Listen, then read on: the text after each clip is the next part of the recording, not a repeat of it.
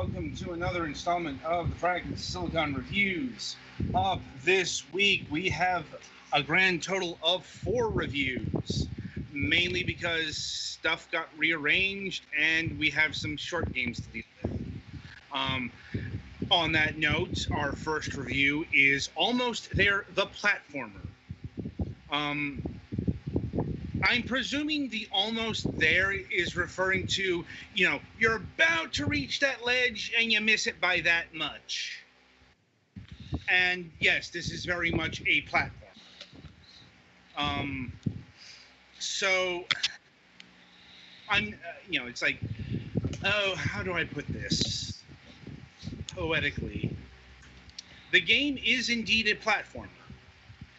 It is the platforming game.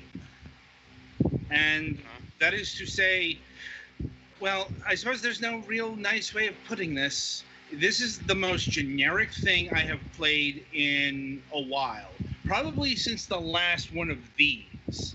And what this is a hardcore 2D platformer in a minimalist art style.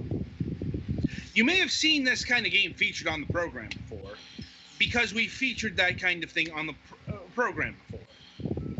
And unfortunately, this game does not break any molds, does not do anything unique.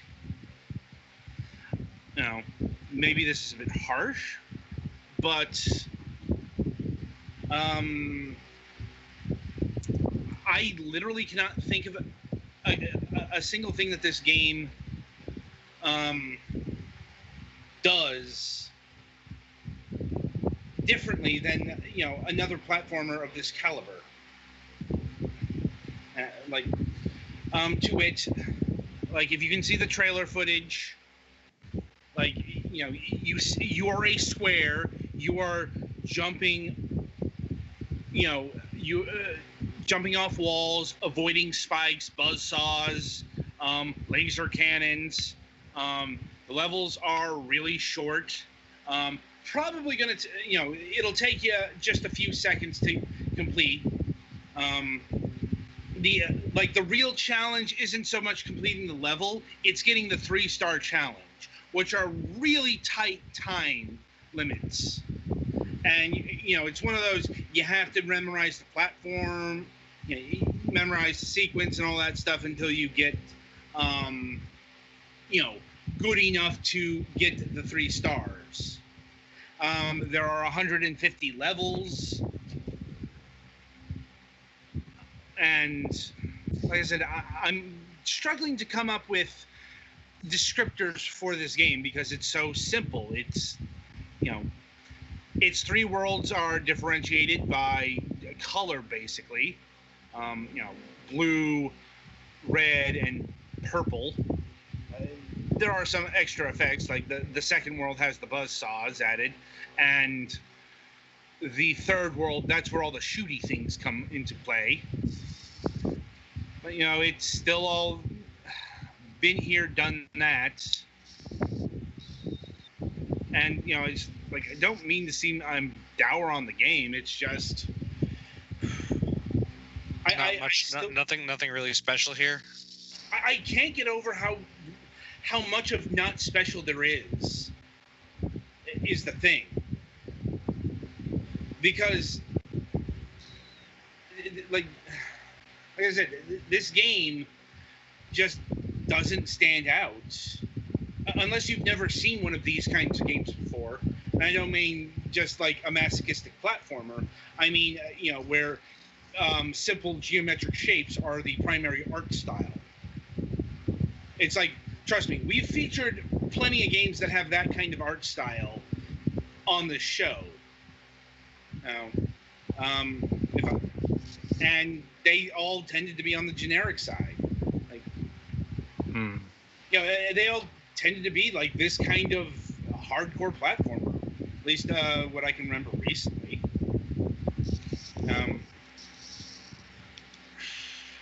Let's see.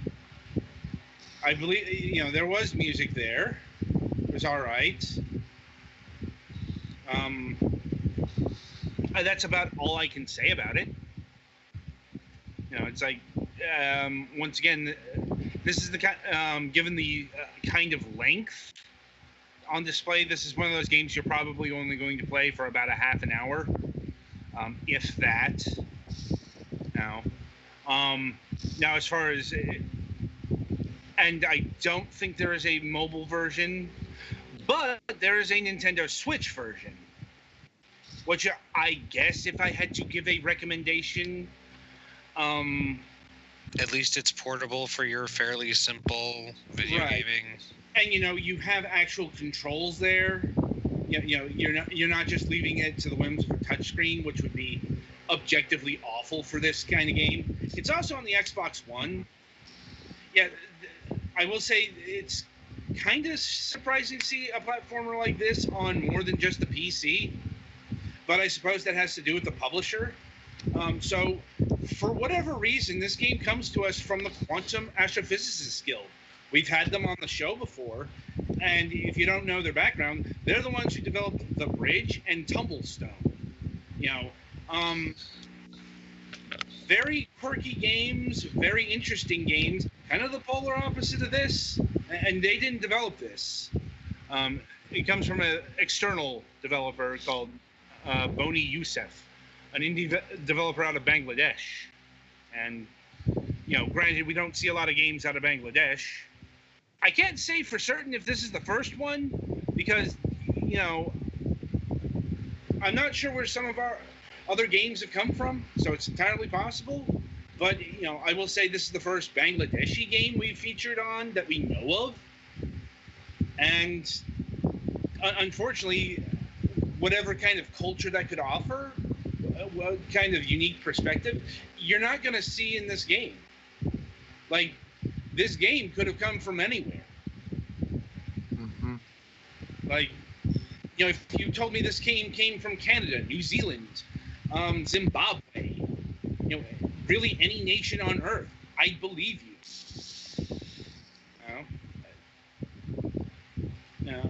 And being generic, being average isn't the worst thing in the world, but it's not the best thing in the world. Hence the terminology. And I suppose that finally gets us to price. Okay, so this game is clocking in at $9.99, $7.99 on sale on Steam. I couldn't recommend it at either price. If this were coming in at $2 or $3, yeah, that would be the recommendation. $10, no. Not even $8, still no. There are better games you can get for less or the equivalent. Going by the old standby, like Super Meat Boy and Dust Force and all that stuff. 1001 Spikes. There's just, hell, if you want randomness, Spelunky. Then that's just the tippy top. I mean, I guess I could recommend this over like Alteryx, which is another similar game. That one I remember just because of how awful it was. But at least Alteryx had an idea, a different idea, a poorly implemented idea that probably shouldn't have been, but it was its own idea. This is just another platformer that was almost there. Right, so that'll about be it for this review. Be sure to tune in after the break as the Golics will tackle Sky Gamblers Afterbirth.